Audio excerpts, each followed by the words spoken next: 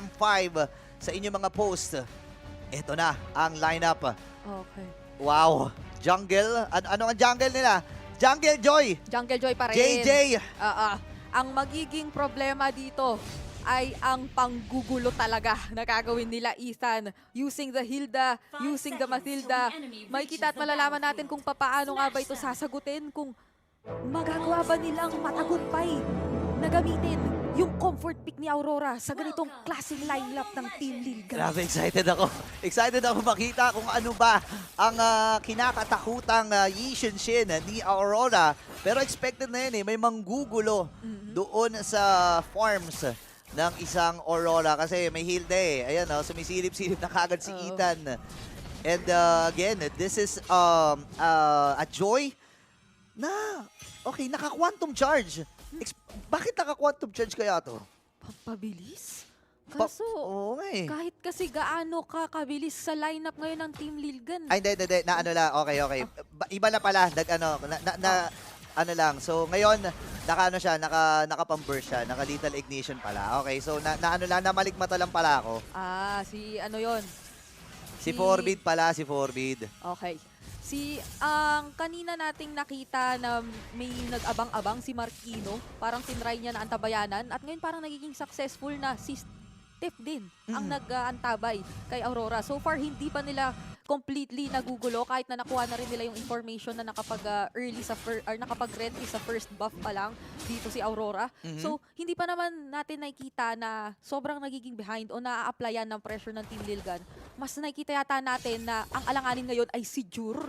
Ayun, Kasi andyan na rin si Zixaura. Oray ko po. At hindi na nila hahayaan na yung oportunidad na yun ay mapakawalan pa. Yeah, nakakatakot doon. Jungle kagad doon nakakuha. And ayaw mo kung ikaw ay jungler, ayaw mo na, gusto mo na nakakakuha ka ng mga early kills, lalo na sa isang Joy. Alam natin na sobrang sakit niyan. Doon na nerf, dahil nga nawala yung CC, kailangan makahits muna siya ng 3. Okay pa rin naman no? Kapag nakuha niya yung mga, kapag nakapag-electrifying beats at alam natin kung sino nagiging target talaga dyan Especially si Yur. Pero ngayon may teamfight ata na magaganap Medyo alanganin yata rito si Aurora. Siya ang nakasalo nung damage na nagmula sa mid tsaka roamer ng Team Lilgan dito. Flicker, nagamit na rin ni Marquino. Merong onward doon. Nahatak pa. Pero may guiding wind lang naman para makatakas si Ethan at maligtas. Habang nangyayari yun, tinan mo, solo lang. Tahimik na tumatrabaho si Zixaura. And unang pagong ng ating game ay kanilang makuha si Peshin. Hinahabol. Andun yung mga pag-beat sa Flicker. And second kill para sa kanilang jungler. 3-0 na ang kills na nakikita natin in favor of Team Lilgan. Merong naging bawi dito kontra sa roamer. Kaso ang mga nabibigyan so far sa Imperio ay medyo mga crucial na heroes lang naman. Si Jur, si Aurora, si Feshin. Sila yung tatlo nang nakuhaan dito ng death ng Team Lilgan. Pero sunod-sunod na bawi Grabe! Isang malupit na ulti lang. Kalahati pa yung buhay doon ni Aizen natunaw ng bigla. Pero ngayon, pagpasok na nga ang Team Lilgan, Circling Eagle gagamitin sasama si Ethan. Napakasakit ng damage pala ng isang mid lane Mathilda. Pero maging siya naman ay makukuhaan ng bawi. Forbid is down as well on that 2-1-1 KDA. So, siguro parang kinakailangan din talagang magdoble ingat na ngayon ng Imperyo kasi parang mayat maya kung saan mag-rotate. Etong sila Forbid. Hindi sila nagtitipid ng skills at all at make sure nila na tutumba kung sino man yung iikutan. Alam mo, maiinit ang ulo na itong dalawang team na to Kasi kakasimula pa na ng laban, suntukan kagad And ito yung napansin nga natin at pinag-uusapan natin bago magsimula itong draft at bago magsimula itong laban na ito. Yung pagbabago ng playstyle dito sa wildcard more on team fights talaga. No, walang antayan, walang mid-late game power spike. Early kagad suntukan. Tingnan mo, ayan, suntukan ulit. Wala namang nagpapahinga, pero medyo masakit na yung damage dito, especially coming in from Zixaura. Kaso nga lang, makakatakas pa nga ba siya dahil mukhang medyo marami-rami ang nagkakitaan dito sa gitna. At yung mga nangyari na nga ay isang kill na napasa kamay ng Team Lilgan. Pero may bawi ang Imperio Esports. Killing spree na ngayon. Etong si Marquino. Ginawa pa nga niya double kill. 4 na ang kills na nasa kamay niya. Tatatluhin pa nga ba yung dito sa gitna dahil baka ka-triple kill siya. Early game. parang hindi naman tayo nakakita na sobrang one-sided lang siya. Walang one-sided dito. 5 out of 6 kills ay mapupunta kay Marquino. Masasabi natin na isa sa mga child wonder ng Oo. Imperio Esports. At ang pangalawang pagong ay makukuha dito ng Imperio. Ito na yung pinapamalas ng ating team from Latin America. Nagulat ang Lilgan doon, hindi nila in-expect yun. Kung inaakala mo ay na-shutdown mo na yung pagpa-farm ng jungler dito ng Imperio, may iba naman kayong kinakailangang alalahanin ngayon. Oo. Kasi si Marquino ay 5-0 at alam naman natin kung ano ang kapasidad ng isang Dairos na medyo napaganda ang early game. Kasi kung hindi man siya ang magiging pinakapanapos at palaging mambaburst, sapat na yung mga Spectre Step, yung mga mabibigay niya na pambawas o tanggal armor para pag nasundan pa ng mga kasama niya, pwede na tayo makita talaga na, okay, eto, hindi na rin manghihinayang Imperio na mambuhos ng mga skills nila. Uy, speaking of pagbuhos, si Ethan, parang mali yatang tao yung binubuhusan nila ng atensyon eh. Pero ang Team Lilgan, kung papansinin mo, no, parang may kabitinan itong dalawang team na to in terms of the crowd control, the stuns. Kasi sa Imperio, si Steph lang eh. Pero si Jur ay mamamatay. Bebex dito, isusunod na nga nila. Makakakuha pa nga ba sila ng isa kontra kay Ethan? NetherRealm, may kinasana dito. Kaso tingnan mo naman yung balik buhay sa pagpasok lang sa mga brushes. Oo nga eh. Parang hindi man lang nangalahati etong Hilda kanina nung nakita nating nanggugulo at sinasamahan si Forbid na paulit-ulit sinicircling Eagle. Etong si Jur.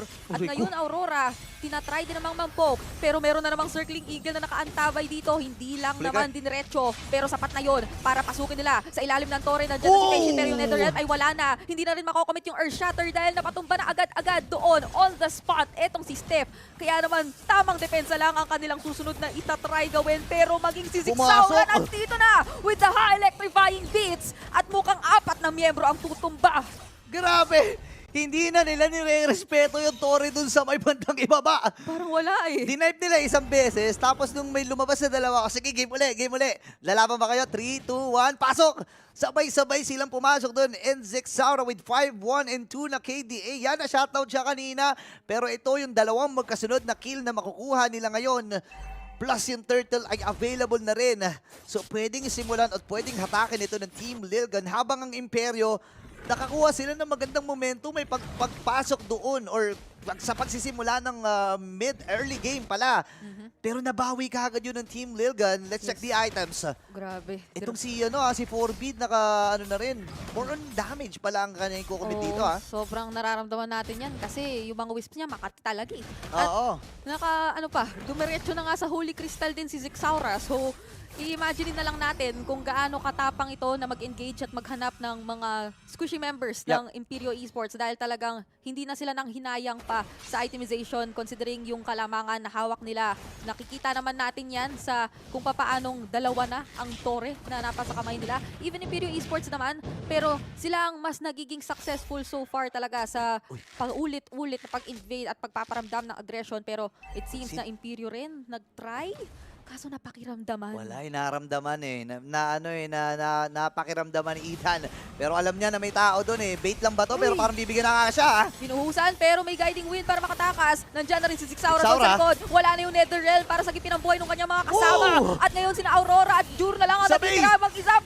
Pero hindi na rin talaga manghihinayang. Oh my gosh. Ang Lilgan na pumasok. Ito na naman sila sa parang walang tore, hindi pinapansin. Uy, naiwasan! Naiwasan, grabe yung guiding wind. And 3-man initiation para sa kumulan ng Lilgan. Bagsak itong si Marquino. At ang second turret na ang kanilang pupuntahan. Grabe yung dive dito ng Lilgan Kapina ka nagulat ako dun yung yung iwas ni Bebex kasi andun na yung abusive strike Hindi tumama, nag-guiding wind Nakapag-flicker din siya doon. Hindi ko na maalala kung ano yung tamang pagkakasunod-sunod nung nagawa niya. Pero nag-second muna si Bebex, tapos tsaka siya nag-flicker, nag-guiding wind. So ngayon, meron na namang Circling Eagle. Aurora, nakikita mo, yung damage pa lang nung Circling Eagle sa kanya, na ganito na kalaki ang nababawas, hindi na nila pinapalapit sa purple buff etong si Aurora. The return of YSS, no? Ayun, okay. Ginamit pala ng Team Hack, ng M4. Kasi again, medyo matagal-tagal na talaga na hindi na natin nakita Oo. itong Yi Xuanxin. Yeah, siguro para kay Aurora, isa to sa mga comfort pick niya. Mhm. No, pero ang ganda ng naging sagot kasi ng Team Lilgan eh. Okay, sige, pahirapan natin sa farm. Kuha tayo ng mga heroes na manggugulo doon sa farming space niya at i-close yung gap para dito kay Aurora and Team Lilgan. Kontrolado nila ang nagiging sitwasyon. Forbid at ang buong kupunan from Team Lilgan ay nakapwesto na dun sa mga damo na potentialing daanan nila and uncontested Lord para sa kupunan ng Team Lilgan. The return of YSS, pero medyo unfortunate pa ang nakikita nating sitwasyon para sa kanya dahil todo pigil talaga ang Team Lilgan para makita at ma-witness natin kung ano nga ba ang kapasidad nitong Yi Xuanxin. Matapos nung kanilang mga sunod-sunod na rotation na ginagawa nung early game at talagang sunod-sunod din naman na pag-convert na hindi siya yung basta naghahanap ng laban. Oo. Kasi nagagawa talaga nilang i-convert na ngayon. First Lord pa lang naman ito. Pero halos isang outer turret na lang ang natitira para sa Naagaw. Imperio Esports. Naagaw pa yung orange buff. Ayaw nila paglaruin dito si Aurora. Sabi nila, sige, next game na boss. Game number 2 ka na lang maglaro. Basta dyan ka na lang. Nagamit mo naman yung Yi Xuanxin eh. Pero andon, yung electrifying beats. Hahabol din si Forbid. Wala rin siya masyadong damage dahil nag-focus din siya dito sa Enchanted Talisman para sa cooldown. Kasi pandigtas din niya yun eh, di ba? Pag if ever man naman maipit si Zigzaura or even si Bebex, maihahatid niya sa kaligtasan. Oho.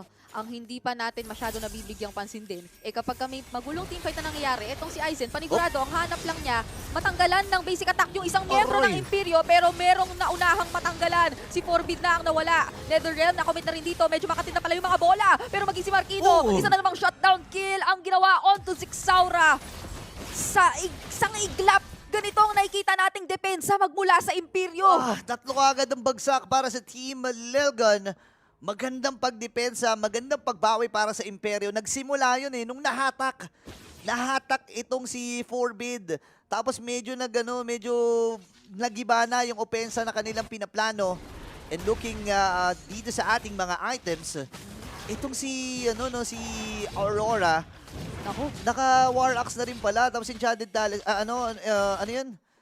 Endless Battle. So more on the physical. Oo. Wala siyang defensive item, kaya pala ganun siya kabilis tunawin. Kasi parang, kung iisipin mo, ikaw Yi Xuanxin, ayaw mo na rin mag-defensive item eh. Sila na bahala dyan eh, di ba? Oo, pero- Protektahan nyo na lang ako. Oo, pero parang ang nakita natin doon, maging ang Imperio, ang bilis na rin palang mantunaw ng players ng Team Lilgan. Specifically, nung nauna nila si Forbid, Yup. nandyan pala yung si Halberd para din dito kay Marquino. So, bukod pa dun sa armor break na nagagawa niya, kapag ka merong napapalapit na player ng Team Lilgan, nandun na rin yung si Halberd. So, lalo pa kay Forbid, naging sobrang efficient nun para yung damage ng mga bola ni Jur, kahit na nakita natin Has and Berserkers pa lang yung hawak niya, ano na rin eh, kumikirot na din eh. Oo, bumabakat na talaga. Pero again, ang ganda ng ginagawa kasi ni Aurora dito. Kapag napansin niya na okay, walang tao sa mapa, bitawan kagad natin yung yung ultimate, 'di ba? Bitawan kagad natin yung Mountain Shocker. Yung vision, sobrang laking importansya nito. Dahil nga naman sa ngayon na medyo kalbo na yung kanilang kamapahan. Dahil mga third inhibitor turrets na lang ang natitira. Mahirap na para sa kanilang dumaan sa kung saan man nila gustong puntahan. Lord ay hahawakan ng Team Lilgan. And si Ethan lamang ang kumakapit dito. Grabe kasi yung regeneration, tinan mo. Oo, medyo alanganin din kasi yung waves na nasa Marquino. side ng Imperio ngayon. Pero Marquino, masusurvive niya ba to? Medyo apat at Uy! tatlo ang kinakalaban niya. Pero Aray sakit ko! nung Abyssal Strike. Makakadash siya, hahabulin at itatry etong si Zigzaura. Pero nandoon kasi yung mga guiding wind. Hindi pa rin niya naabutan. At yun yung pangalawang beses dito sa laban na si Marquino ay napatumba. Grabe yung choice dito ng Team Lilgan, Parang, grabe yung decision making. Sinimulan nila yung Lord, binibait lang nila. Parang pinapakita lang nila, umiilaw na yung Lord. Kahit wala kayong vision, malalaman nyo na naglo-Lord na. And magtatry sanang mag-commit ang Imperyo, pero nung pasugod na yung Team Lilgan, naka-atras naman sila eh. Pero nakakita sila ng isang hero na may naiwan, which is ito si Marquino, and yun yung naging rason kung bakit nalugi ng Imperyo doon, ilalaban nila under the turret. Good decision pa naman din para sa kanila kasi may kahit papaano naman may pang clear wave sila, pero magiging mahirap ito. Mahirap talaga. Ang nakikita nating nagiging paghanap sa individual players ng Team Lilgan ngayon yung dapat yatang iwasan ng Imperyo, especially for Marquino. Kasi at this point, mas efficient yata siya kapag nakakasama niya yung kanyang mga kakampi. Dahil doon din naman natin nakikita nagbubunga yung mga skills na hawak-hawak niya gamit yung direct na ito. Pero focus lang muna sa pagpapatumba ng Lord ang mga players ng Imperyo. Wala namang major spells na nakomit pa so far at nakakapag-focus lang naman sila na maigi sa depensa. Ang lineup nila na ito ay hindi biro nga naman mag-clear ng mga waves kung tutuusin, lalo pat kapag nasa late game na tayo pero hihintayin pa ba ng Team Lilgan yung oras na yon dahil pumasok na si Zigzaura, nandiyan na yung Netherrealm na ikasa na, yung defense ay magiging matagumpay ba? Meron yata unang tutumba si Ethan yon, yung Primal Wrath din, kinakailangan mo yata bantayan at yung mga bola na nag-aapoy, kumakatin na talaga. Bebex dito, meron pang Wind of Nature na natitira pero masustan ng bahagya at hindi na matatakasin pa. That's a shutdown coming in from Aurora and a double kill. Si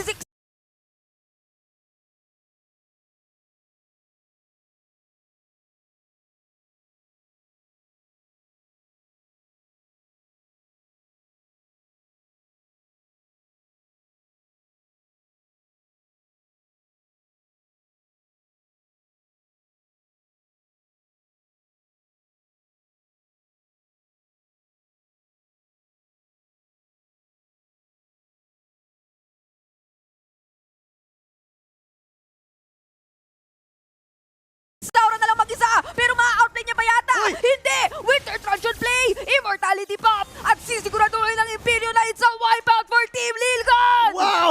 Grabe yung pagbawi dito ng Imperyo Esports Team Lilgan. Hindi nila in-expect. Baits lang pala yon para sa kanila and tumaas. Masasabi natin na mataas ang win percentage ng Team Lilgan pero with a snap, with a blink of an eye, grabe yung ginawa dito ng Imperyo Esports. Saktong-sakto yung kanilang timing, yung pag-pop ng Netherrealm, nagastos lahat ng seals dito ng Team Lilgan, and even Bebex. Tinry niya pa tinry niya kumuha kahit isa Pero kahit gano'n ang nangyari, hindi naman sila nakatulak ng mga tore dahil mababa pa naman yung death timer dito. So, ngayon Team Lilgan, nakita na nila yung kakayahan from 8K to 2K na lang ang kanilang gold lead and 20 seconds mabubuhay na yung next na Lord ng laban na to. At kahit sino sa atin naman ngayon, iisipin panigurado na nakakatakot ang double marksman sa late game. So, ngayon, yun ang pwedeng isipin ng Team Lilgan kasi ang Imperyo, hinihintay na lang nila yung pagpasok ni Zigzaura Doon yung parang pinaka go signal nila for either the Netherrealm at para mag-timpi muna, tas tsaka na lang silang mag-all out na go kapag alam nila na wala na yung skill na yon. Kasi yun yung pinaka nagiging problema nila at this point. Kasi yun naman ang pinaka nakakauna sa panlilikod. Pero mukhang mababurst down. Oy, baburst down yata nila ngayon si Aizen. Dalawa na lang ang kanyang HP bar pero hindi naman magiging casualty pa. May conceal play na ginagawa dito. Napakiramdaman nila Zigzaura. Ganda nun, ganda ng zone. Okay, Ganda ng zone dito ng Imperyo. Ngayon si Ethan pipiliting i-cut. Pero si Fishy na makakuha ng Lord ngayon. Pakpakan na! Meron tayong makikitang labanan dito na sa Zigzaura ang unang tutumba. Aizen naman doon, hinahanap yung mga nasa likuran. Pero nakaka-free hit lang din naman kasi sila. Merong mga flickers na inocommit at napakasakit ng damage ni Aurora. It's a double kill at meron pang flicker na ihahabol si Marquino na makaka-double kill din. Ito na ba ang magiging unang pagkapanalo ng Imperyo kontra sa Lilgan? Oh no! 22 seconds bago mabuhay si Zigzaura. May kasama silang mga minions. At ito na ang pagtatapos. Sisiguraduhin nila na wala nang makaka-resurrect pa. Kukuhain ng Imperyo yung bigla ang comeback.